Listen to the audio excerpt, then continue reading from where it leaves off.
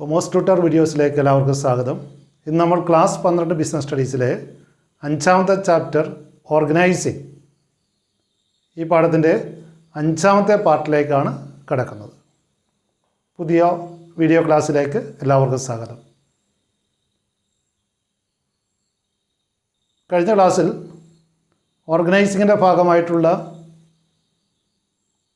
Delegation of അതോറിറ്റിയെക്കുറിച്ചായിരുന്നു നമ്മൾ detail ആയിട്ട് കണ്ടത്. ഇന്ന് നമ്മൾ വിശദമായിട്ട് ചർച്ച ചെയ്യുന്നത് ഡീസെൻട്രലൈസേഷനെ കുറിച്ചാണ്, വികേന്ദ്രീകരണം. ഓർഗനൈസിങ് എന്നുള്ള ചാപ്റ്ററിലെ ഏറ്റവും അവസാന ടോപ്പിക്കാണ് ഡീസെൻട്രലൈസേഷൻ അഥവാ വികേന്ദ്രീകരണം.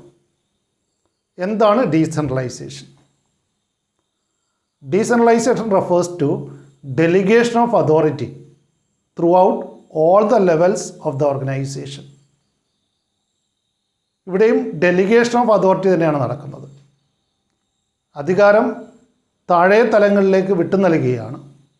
എന്നാൽ ഇത് സ്ഥാപനത്തിൽ മൊത്തത്തിൽ എല്ലാ തലങ്ങളിലേക്കും അധികാരം വിട്ടുകൊടുക്കുന്ന ഒരു പ്രക്രിയയാണ്.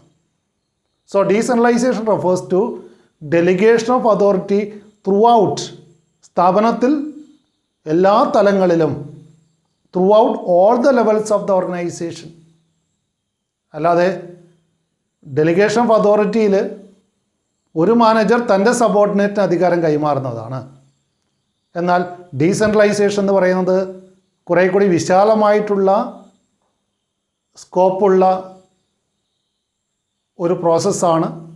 So decentralisation refers to delegation of authority throughout all levels of the organization. ഒരു സ്ഥാപനത്തിലെ എല്ലാ തലങ്ങളിലും അധികാരം താഴെ തലങ്ങളിലേക്ക് വിട്ടു നൽകുന്നുണ്ടെങ്കിൽ അതിനാണ് വികേന്ദ്രീകരണം എന്ന് പറയുക. It explains the manner in which decision making responsibilities are divided among hierarchical levels.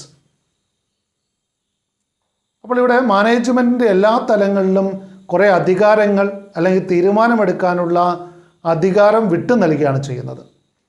എല്ലാ അധികാരങ്ങളും ടോപ്പ് ലെവലിൽ നിലനിർത്താതെ താഴെ തലങ്ങളിലേക്ക് മുഴുവനും തീരുമാനമെടുക്കാനുള്ള അധികാരം വിട്ടുകൊടുക്കുന്ന ഒരു പ്രക്രിയയാണ് decentralisation. So it explains the manner in which decision making responsibilities are divided among hierarchical levels. Moreover, in decentralization, the decision making authority is shared with the lower levels.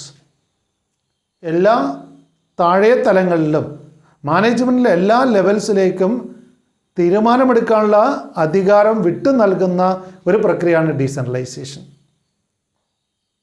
It is A philosophy that implies selective dispersal of authority at all levels in the organization. Delegation of authority കുറിച്ച് നമ്മൾ പറഞ്ഞു, that is only a technique of management. But decentralization is a philosophy of management. Management ഒരു തത്വശാസ്ത്രം തന്നെയാണ്. അതിലൂടെ അവിടെ top level managers തങ്ങൾക്കുള്ള അധികാരങ്ങൾ management താഴെ തലങ്ങളിലേക്ക്, ഓർഗനൈസേഷനിലെ മുഴുവൻ ലോവർ ലെവൽ മാനേജ്മെൻറ്റിലേക്കും അധികാരം വിട്ടു നൽകുന്ന ഒരു ഫിലോസഫിയാണിത്. So it is not simply delegating some authority to the lower level or subordinates. അപ്പോൾ കേവലം അധികാരം വിട്ടു നൽകൽ മാത്രമല്ല,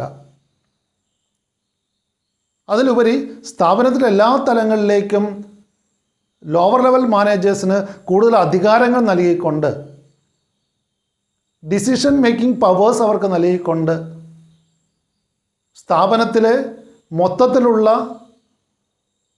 ഒരു അധികാര വികേന്ദ്രീകരണമാണ് അവിടെ നടക്കുന്നത്. So it is A philosophy of management. ഇതൊരു മാനേജ്മെൻറ്റ് ഫിലോസഫിയാണ്. അല്ലെങ്കിൽ നമുക്ക് വേണമെങ്കിൽ ആ മാനേജ്മെൻ്റ് ഒരു പോളിസിയായിട്ട് ഇതിനെ സ്വീകരിക്കാവുന്നതാണ്. അതായത് മാനേജ്മെൻറ്റിന് വേണമെങ്കിൽ ടോപ്പ് ലെവൽ മാനേജ്മെൻറ്റിലാണ് അധികാരങ്ങൾ മുഴുവൻ കേന്ദ്രീകരിച്ചിരിക്കുന്നത്. അവർക്ക് വേണമെങ്കിൽ താഴെ തലങ്ങളിലേക്ക് അത് വിട്ടുകൊടുക്കാതെ മുഴുവൻ അധികാരങ്ങളും ടോപ്പ് ലെവലിൽ തന്നെ നിലനിർത്താം. എന്നാൽ ചില ടോപ്പ് ലെവൽ മാനേജ്മെൻറ്റ് അധികാരങ്ങൾ താഴെ തലങ്ങളിലേക്ക് വിട്ടു നൽകുന്നുണ്ട്. അത് അവരുടെ പോളിസിയുടെ ഭാഗമാണ്. അങ്ങനെ ഒരു സ്ഥാപനത്തിലെ ലോവർ ലെവൽസിലേക്ക് മുഴുവനും തീരുമാനമെടുക്കാനുള്ള അധികാരം അല്ലെങ്കിൽ അതോറിറ്റി വിട്ടു നൽകുന്നുണ്ടെങ്കിൽ ആ ഒരു പ്രക്രിയയാണ് ഡീസെൻട്രലൈസേഷൻ അല്ലെങ്കിൽ വികേന്ദ്രീകരണം എന്നുകൊണ്ട് ഉദ്ദേശിക്കുന്നത്. Then about the definition of decentralization, വളരെ സിമ്പിളായിട്ടുള്ളൊരു നിർവചനം നമുക്ക് നോക്കാം. എന്താണ് decentralization? Systematic dispersal of authority to the lower levels of the organization. ഇത് ഡെലിഗേഷൻ ഓഫ് അതോറിറ്റിയാണ്, എന്നാൽ സിസ്റ്റമാറ്റിക് ഡിസ്പേഴ്സൽ ഓഫ് അതോറിറ്റിയാണ് to the lower levels of the organization. സ്ഥാപനത്തിൻ്റെ എല്ലാ തലങ്ങളിലേക്കും സിസ്റ്റമാറ്റിക്കായിട്ട് അതോറിറ്റി ഡിസ്പേഴ്സ് ചെയ്ത് കൊടുക്കുന്ന ഒരു പ്രവർത്തനമാണ് decentralisation. Systematic delegation of authority at all levels of management. So, systematic dispersal of authority to the lower levels of organization is called decentralization. Then, how centralization and decentralization differs? Centralization, decentralization തമ്മിലുള്ള വ്യത്യാസം എന്താണ്? An organization is centralized when decision-making authority is retained by higher management levels, but it is decentralized when such authority is delegated throughout the organization. അപ്പോൾ നമ്മൾ Henry ഫയോളിൻ്റെ management പ്രിൻസിപ്പിളിൽ കണ്ടതാണ് centralisation and decentralisation. അവിടെ മാനേജ്മെൻറ്റിന് വേണമെങ്കിൽ top മാനേജ്മെൻറ്റിന് എല്ലാ അധികാരങ്ങളും തങ്ങളിൽ തന്നെ നിലനിർത്തിക്കൊണ്ടു പോകാം. തീരുമാനമെടുക്കാനുള്ള മുഴുവൻ അധികാരങ്ങളും ടോപ്പ് മാനേജ്മെൻറ്റിൽ തന്നെ നിലനിർത്താം. അല്ലെങ്കിൽ അവർക്ക് വേണമെങ്കിൽ കുറേ അധികാരങ്ങൾ താഴെ തലങ്ങളിലേക്ക്, എല്ലാ ലോവർ ലെവൽ മാനേജേഴ്സിനും കുറേ അധികാരങ്ങൾ വിട്ടു നൽകാവുന്നതാണ്. അപ്പോൾ സെൻട്രലൈസേഷൻ വേണമോ ഡീസെൻട്രലൈസേഷൻ വേണമോ എന്ന് മാനേജ്മെൻറ്റ് തീരുമാനിക്കുന്ന ഒരു പോളിസിയാണ്. അവിടെ സെൻട്രലൈസേഷൻ ആകുമ്പോൾ തീരുമാനമെടുക്കാനുള്ള മുഴുവൻ അധികാരവും ടോപ്പ് ലെവലിൽ മാത്രം നിക്ഷിപ്തമായിരിക്കുന്നു. ഒരു അധികാരവും താഴെ തലങ്ങളിലേക്ക് വിട്ടുകൊടുക്കുന്നില്ല. എന്നാൽ അതിനെതിരായിട്ട് ഡീസെൻട്രലൈസേഷൻ എന്ന് പറയുമ്പോൾ അവിടെ കുറേ അധികാരങ്ങൾ താഴെ തലങ്ങളിലേക്ക് അവിടെ ടോപ്പ് മാനേജ്മെൻറ്റ് വിട്ടുകൊടുക്കുന്നു. അപ്പോൾ ഡിസിഷൻ മേക്കിംഗ് അതോറിറ്റി സെൻട്രലൈസ് ചെയ്തിട്ടുണ്ടെങ്കിൽ, ആരിൽ? ടോപ്പ് ലെവൽ മാനേജ്മെൻറ്റിൽ മാത്രമായിട്ട് കേന്ദ്രീകരിച്ചിട്ടുണ്ടെങ്കിൽ അതാണ് സെൻട്രലൈസേഷൻ. താഴെ തലങ്ങളിലേക്ക് ഒരു അധികാരവും വിട്ടു നൽകുന്നില്ല. മുഴുവൻ കാര്യങ്ങളും ടോപ്പ് മാനേജ്മെൻറ്റ് മാത്രം തീരുമാനിക്കുന്നു. ചെറുകിട സ്ഥാപനങ്ങളിലൊക്കെ അത് പ്രായോഗികമായിട്ട് നടപ്പിലാക്കാൻ കഴിയുന്നതായിരിക്കാം.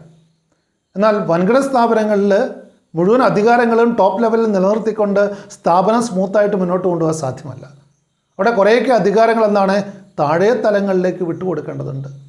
അങ്ങനെ തീരുമാനമെടുക്കാനുള്ള അധികാരം താഴെ തലങ്ങളിലേക്ക് മുഴുവൻ വിട്ടുകൊടുക്കുന്നുണ്ടെങ്കിൽ അതാണ് ഡീസെൻട്രലൈസേഷൻ. അധികാര കേന്ദ്രീകരണവും അധികാര വികേന്ദ്രീകരണവും. Everything which goes to increase the importance of subordinates role is decentralization. But everything that goes to reduce it is centralization. Everything which goes to increase the importance of subordinates role. അപ്പോൾ സബോർഡിനേറ്റ്സിൻ്റെ role, ഒരു സ്ഥാപനത്തിലെ കീഴുദ്യോഗസ്ഥരുടെ role വർദ്ധിക്കുകയാണെങ്കിൽ that is decentralization. എന്നാൽ താഴെ തലങ്ങളിലേക്കുള്ള മാനേജർമാരുടെ അധികാരം കുറഞ്ഞു പോകുന്നുണ്ടെങ്കിൽ, അല്ലെങ്കിൽ വളരെ കുറച്ച് അധികാരങ്ങൾ മാത്രമേ താഴെ തലങ്ങളിൽ ഉള്ളൂ എങ്കിൽ അത് സെൻട്രലൈസേഷനാണ്.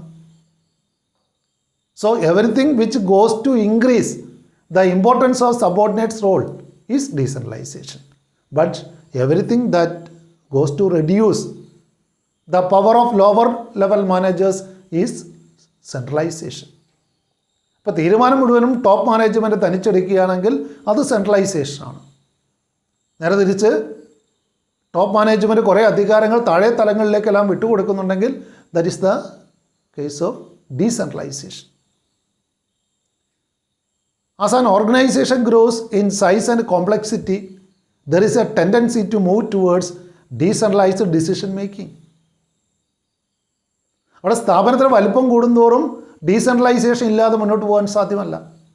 എല്ലാ അധികാരങ്ങളും ടോപ്പ് മാനേജ്മെൻറ്റിന് നിലനിർത്തിക്കൊണ്ട് മുഴുവൻ തീരുമാനങ്ങളും ടോപ്പ് മാനേജ്മെൻറ്റ് എടുക്കുക സാധ്യമല്ല, പ്രത്യേകിച്ചും വൻകിട സ്ഥാപനങ്ങളിൽ. So as an organisation gross in size and complexity, there is a tendency to move towards centralized decision making, decentralized decision making.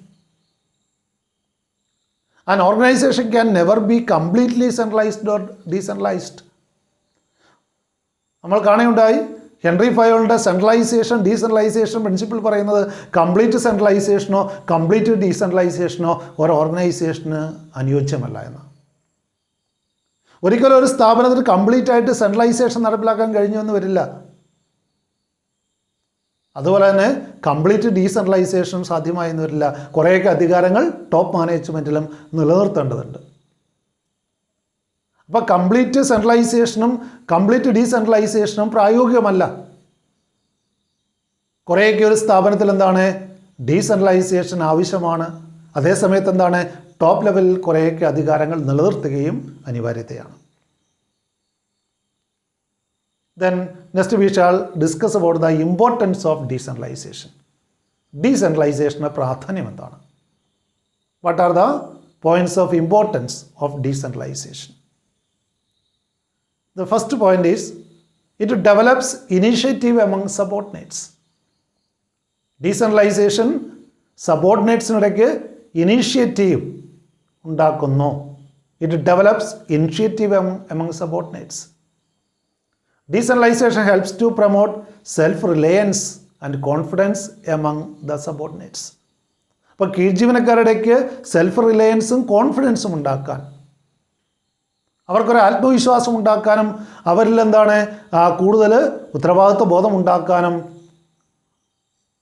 തീർച്ചയായിട്ടും ഡീസെൻട്രലൈസേഷൻ ഗുണകരമാണ്.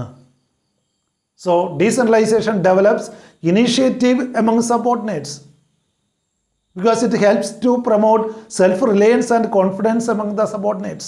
Moreover, the lower level managers are given freedom to take their own decisions. They learn to depend on their own judgment. അപ്പോൾ അവിടെ താഴെ തലത്തിലുള്ള മാനേജർമാർക്കും തീരുമാനമെടുക്കാനുള്ള അധികാരം ലഭിക്കുന്നു. അവർക്ക് സ്വയം തീരുമാനങ്ങൾ എടുക്കാം. They are given the freedom to take their own decisions. അതുകൊണ്ട് എന്താണ് സ്വന്തം ജഡ്ജ്മെൻറ്റിൽ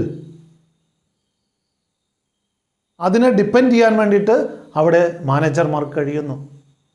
ടോപ്പ് മാനേജ്മെൻറ്റ് നിർദ്ദേശിക്കുന്നത് ചെയ്യുക എന്നതിലുപരി താഴെ തലത്തിലുള്ള മാനേജർമാർക്കും തീരുമാനമെടുക്കാനും ആ തീരുമാനങ്ങൾ സ്വയം നടപ്പിലാക്കാനുമുള്ള അവസരം ലഭിക്കുന്നു. അത് തീർച്ചയായിട്ടും എന്താണ് സബോർഡിനേറ്റ്സിൻ്റെ കീഴ് ജീവനക്കാരുടെ ഇനീഷ്യേറ്റീവ് വർദ്ധിപ്പിക്കും. അത് അവരെ തീർച്ചയായിട്ടും മോട്ടിവേറ്റ് ചെയ്യും കാര്യങ്ങൾ ഏറ്റെടുത്ത് ചെയ്യാൻ, സ്വന്തം തീരുമാനപ്രകാരം കാര്യങ്ങൾ നടപ്പിലാക്കാൻ വേണ്ടിയിട്ടുള്ള ഒരു ഇനീഷ്യേറ്റീവ് അവരിൽ അതുണ്ടാക്കും.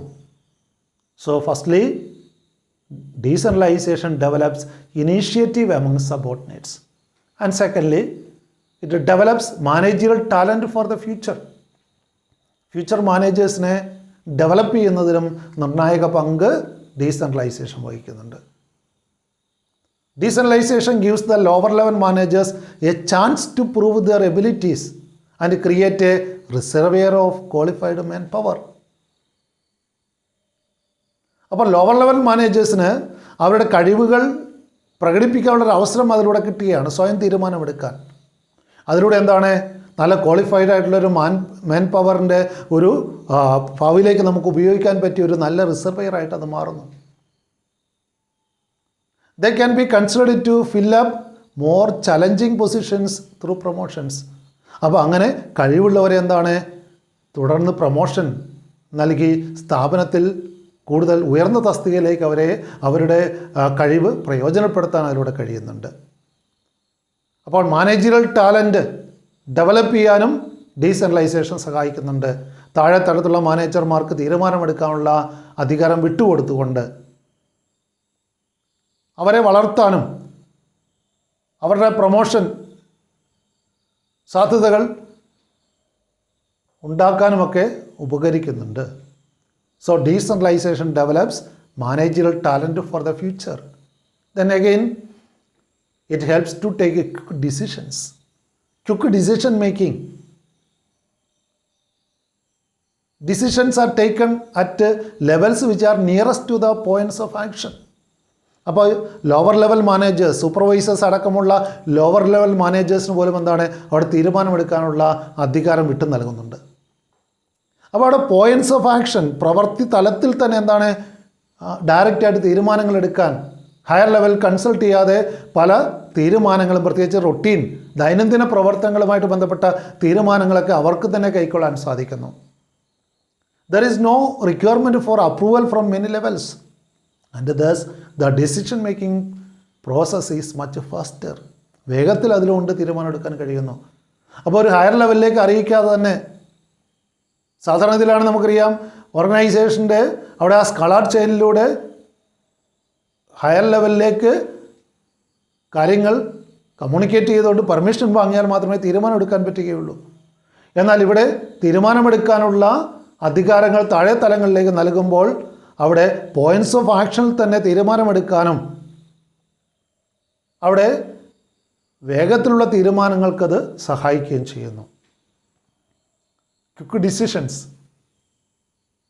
വേഗത്തിലുള്ള തീരുമാനങ്ങൾ, അതിന് സഹായിക്കുന്നത് ഡീസെൻട്രലൈസേഷനാണ്. And fourthly speaking, relief to top management.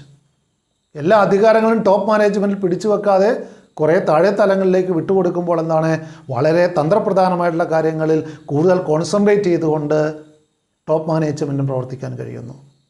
അപ്പോൾ അവർക്ക് ടോപ്പ് മാനേജ്മെൻറ്റ് റിലീഫ് കിട്ടുന്നു എന്നുള്ളതാണ് മറ്റൊരു പ്രധാനപ്പെട്ട നേട്ടം ഡീസെൻട്രലൈസേഷൻ്റെ.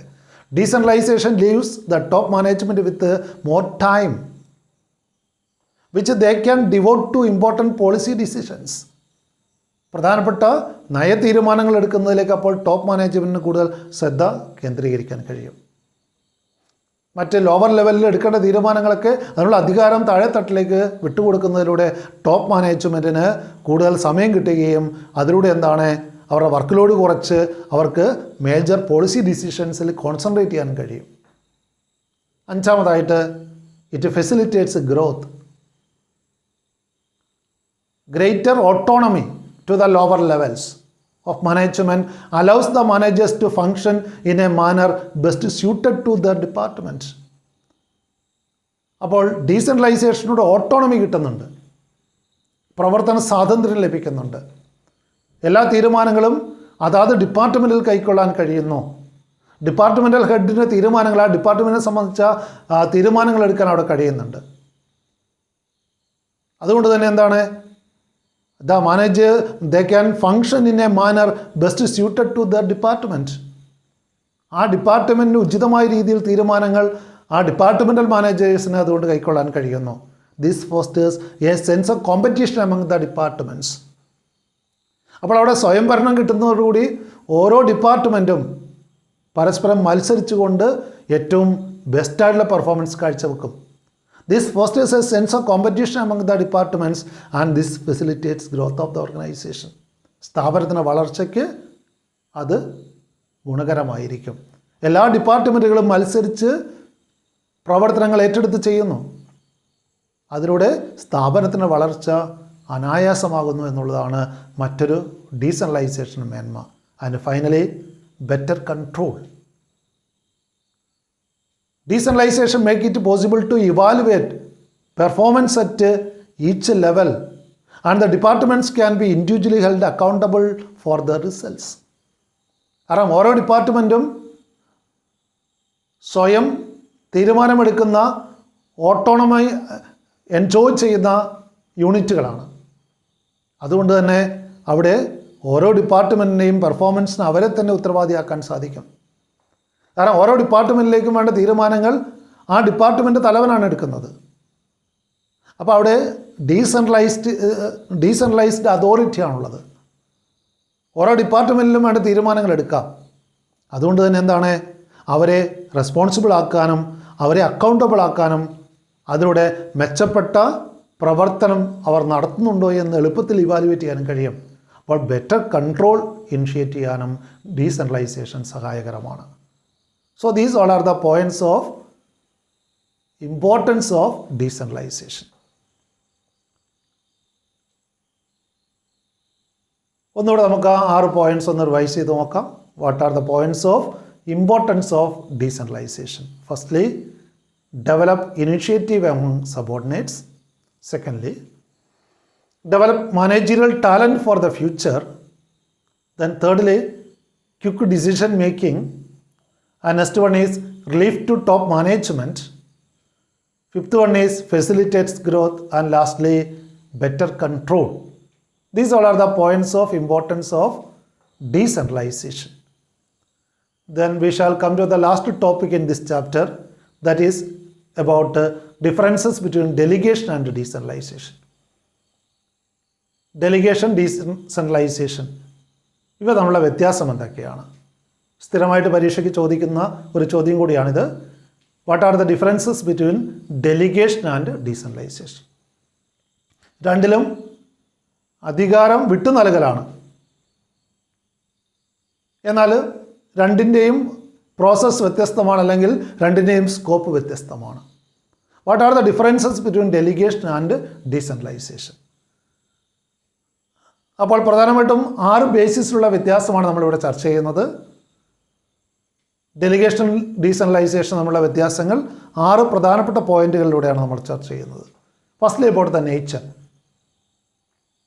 Delegation is compulsory process in every organisation. Delegation എന്ന് പറയുന്നത് എന്താണ്? കമ്പൽസറിയാണ്. ഒരു സ്ഥാപനത്തിനും ഡെലിഗേഷൻ ഇല്ലാതെ മുന്നോട്ട് സ്ഥാപനം നടത്തിക്കൊണ്ടുപോകാൻ സാധ്യമല്ല. എന്നാൽ ഡീസെൻട്രലൈസേഷനോ ഓപ്ഷണൽ പോളിസിയാണ്. Or the description of top management.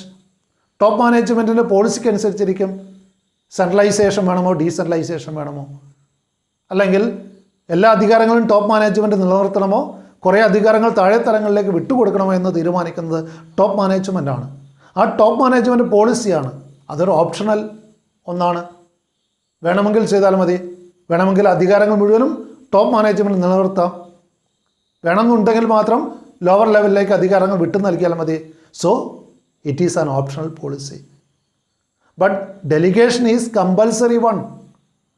കാരണം ഒരു സ്ഥാപനവും അവിടെ കുറേയെങ്കിലും അധികാരങ്ങളും ഉത്തരവാദിത്തങ്ങളും താഴെ തലങ്ങളിലേക്ക് വിട്ടുകൊടുക്കാതെ കാര്യങ്ങൾ നിർവഹിക്കാൻ സാധ്യമല്ല. അതുകൊണ്ടാണ് പറഞ്ഞത് ഡെലിഗേഷൻ കമ്പൽസറി ആയിട്ടുള്ള ഒരു പ്രോസസ്സാണ്. എന്നാൽ ഡീസെൻട്രലൈസേഷൻ എന്ന് പറയുന്നത് ഒരു ഓപ്ഷണലായിട്ടുള്ള പോളിസിയാണ്. കാരണം സെൻട്രലൈസേഷൻ ആവാം, അല്ലെങ്കിൽ വേണമെന്നുണ്ടെങ്കിൽ ഡീസെൻട്രലൈസേഷൻ നടപ്പിലാക്കാം. ദെൻ ഫ്രീഡം ഓഫ് ആക്ഷൻ നോക്കുക. ഡെലിഗേഷനിൽ more control by the superior, hence less freedom to take on decisions. അവിടെ ചില അധികാരങ്ങൾ വിട്ടുകൊടുക്കുന്നുണ്ടെങ്കിലും പൂർണ്ണമായിട്ടും ആരുടെ നിയന്ത്രണത്തിലായിരിക്കും? സബോർഡിനേറ്റ്സ്, സുപ്പീരിയറുടെ അല്ലെങ്കിൽ ഡെലിഗേറ്ററുടെ നിയന്ത്രണത്തിൽ തന്നെ ആയിരിക്കും ഉണ്ടാവുക. അതുകൊണ്ട് അവിടെ ഫ്രീഡം കുറവായിരിക്കും ആർക്ക്? സബോർഡിനേറ്റ്സിന്. ഡെലിഗേഷൻ്റെ കേസിൽ more control by the superiors, hence less freedom to take on decisions. സ്വന്തം തീരുമാനങ്ങൾ എടുക്കുക, അതായത് സുപ്പീരിയറുമായിട്ട് കൺസൾട്ട് ചെയ്യാതെ തീരുമാനങ്ങൾ എടുക്കുക അവിടെ സാധ്യമല്ല. എന്നാൽ ഡീസെൻട്രലൈസേഷൻ ആണെങ്കിലോ less control over executives, hence greater freedom of action. കാരണം ഓട്ടോണമി ഉണ്ട്, കാരണം അധികാരം വിട്ടുകൊടുക്കുകയാണ് സ്ഥിരമായിട്ട്. അതുകൊണ്ട് തന്നെ അവർക്ക് പൂർണ്ണമായിട്ട് തീരുമാനമെടുക്കാനുള്ള അധികാരമുണ്ട്. അവിടെ കൂടുതൽ ഓട്ടോണമി അല്ലെങ്കിൽ ഫ്രീഡം ഉണ്ട് ഡീസെൻട്രലൈസേഷൻ കേസിൽ. ഇനി സ്റ്റാറ്റസ് നോക്കാം. It is A process or technique of management. Delegation is A process or technique of management. ഒരു മാനേജ്മെൻറ്റ് ടെക്നിക്കാണത്. തൻ്റെ വർക്ക് ലോഡ് കുറയ്ക്കാൻ ടോപ്പ് മാനേജേഴ്സിന് അല്ലെങ്കിൽ സുപ്പീരിയേഴ്സിന് അവരുടെ വർക്ക് ലോഡ് കുറയ്ക്കാൻ, അല്ലെങ്കിൽ ഒരു മെത്തേഡ് ഓഫ് ട്രെയിനിങ് ആയിട്ടൊക്കെ ഉപയോഗിക്കാൻ കഴിയുന്ന ഒരു ടെക്നിക്ക് അല്ലെങ്കിൽ പ്രോസസ് ഓഫ് മാനേജ്മെൻ്റ് ആണ് ഡെലിഗേഷൻ. എന്നാൽ ഡീസെൻട്രലൈസേഷൻ ആകട്ടെ, it is A policy decision or philosophy of management. ഇതൊരു പോളിസിയാണ്, നയത്തിൻ്റെ ഭാഗമാണ്. അധികാരം താഴെത്തലങ്ങളിൽ വിട്ടുകൊടുക്കണമോ, അത് സ്ഥാപനത്തിൻ്റെ നയത്തിൻ്റെ ഭാഗമാണ്, അല്ലെങ്കിൽ ടോപ്പ് മാനേജ്മെൻറ്റ് നയത്തിനനുസരിച്ചിരിക്കും. അപ്പോൾ അതൊരു പോളിസിയാണ്, അല്ലെങ്കിൽ അതൊരു ഫിലോസഫിയാണ്, ഒരു തത്വശാസ്ത്രമാണ് എല്ലാവർക്കും അധികാരം വിട്ടുകൊടുക്കുക. തീരുമാനമെടുക്കാനുള്ള അധികാരം എല്ലാവർക്കും നൽകുക എന്നുള്ള ഒരു ഫിലോസഫിയുടെ ഭാഗമാണിത്. So it is philosophy of management decentralisation or otherwise A policy of management. Then scope നോക്കാം. നാലാമതായിട്ട് സ്കോപ്പിൻ്റെ കാര്യം. It is delegation has a narrow scope as it is limited to superior to his subordinate. ഒരു superior തൻ്റെ സബോർഡിനേറ്റിന് അധികാരങ്ങൾ കൈമാറുക മാത്രമാണ് ചെയ്യുന്നത്. എവിടെ? ഡെലിഗേഷനിൽ. സ്ഥാപനത്തിൽ മൊത്തത്തിൽ ആ ഒരു നയമില്ല. എല്ലാ മാനേജർമാരും തൻ്റെ കീഴ് ജീവനക്കാർക്ക് അധികാരം വിട്ടുകൊടുക്കണമെന്നില്ല. ഒരു മാനേജർ തൻ്റെ കീഴ് ജീവനക്കാരന് അധികാരങ്ങൾ വിട്ടുകൊടുക്കുന്നത് ഡെലിഗേഷനാണ്. അതിന് ലിമിറ്റഡ് സ്കോപ്പേ ഉള്ളൂ, അല്ലെങ്കിൽ നാരോ സ്കോപ്പേ അതിനുള്ളൂ.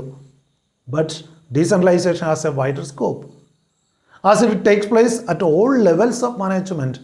മാനേജ്മെൻറ്റിലെ എല്ലാ തലങ്ങളിലും നടപ്പിലാക്കുന്ന ഒരു കാര്യമെന്ന നിലയിൽ കൂടുതൽ സ്കോപ്പുള്ള ഒന്നാണെന്ത്? ഡീസെൻട്രലൈസേഷൻ. ഇനി പർപ്പസ് നോക്കുക. Reduce the work load of managers. മാനേജേഴ്സിൻ്റെ വർക്ക് ലോഡ് കുറയ്ക്കുക എന്നുള്ളതാണ് ഡെലിഗേഷൻ്റെ ലക്ഷ്യമെന്ന് പറയുന്നത്. But the purpose of decentralization is to increase the role of the subordinates by giving them more autonomy. അപ്പോൾ കൂടുതൽ അധികാരങ്ങൾ കൊടുത്തുകൊണ്ട് സ്വയംഭരണ അവകാശം നൽകുക എന്നുള്ളതാണ് ഡീസെൻട്രലൈസേഷൻ ലക്ഷ്യമെന്ന് പറയുന്നത്. So in decentralization its purpose is to increase the role of the subordinates by giving them more autonomy. And lastly it is of temporary nature. Temporary നേച്ചറുള്ള ഒന്നാണിത്. ഏത്? ഡെലിഗേഷൻ. എന്നാൽ ഡീസെൻട്രലൈസേഷൻ എന്ന് പറഞ്ഞാൽ എന്താണ്? പെർമനൻറ്റ് നേച്ചറുള്ളതാണ്. കാരണം ഡീസെൻട്രലൈസ് ചെയ്ത് കഴിഞ്ഞാൽ പിന്നെ അധികാരം തിരിച്ചെടുക്കാൻ പറ്റുന്നില്ല. എല്ലാ അധികാരങ്ങളും ലോവർ ലെവലിലാണ് എടുക്കുന്നത്. അവിടെ എന്താണ്? ആ ഡീസെൻട്രലൈസേഷൻ ആണെങ്കിൽ പരിപൂർണ്ണ അവിടെ റെസ്പോൺസിബിലിറ്റിയും ആ കാര്യങ്ങൾ ചെയ്യുന്ന ആൾക്ക് തന്നെയാണ്. കാരണം അധികാരം കൊടുത്ത ആൾക്ക് അല്ലെങ്കിൽ അധികാരം കൈയാളുന്ന ആൾക്ക് തന്നെയാണ് അവിടെ ഉത്തരവാദിത്വമുള്ളത്. എന്നാൽ നമ്മൾ കാണുകയുണ്ടായി ഡെലിഗേഷൻ അങ്ങനെയല്ല. ഡെലിഗേഷനിൽ എന്താണ്?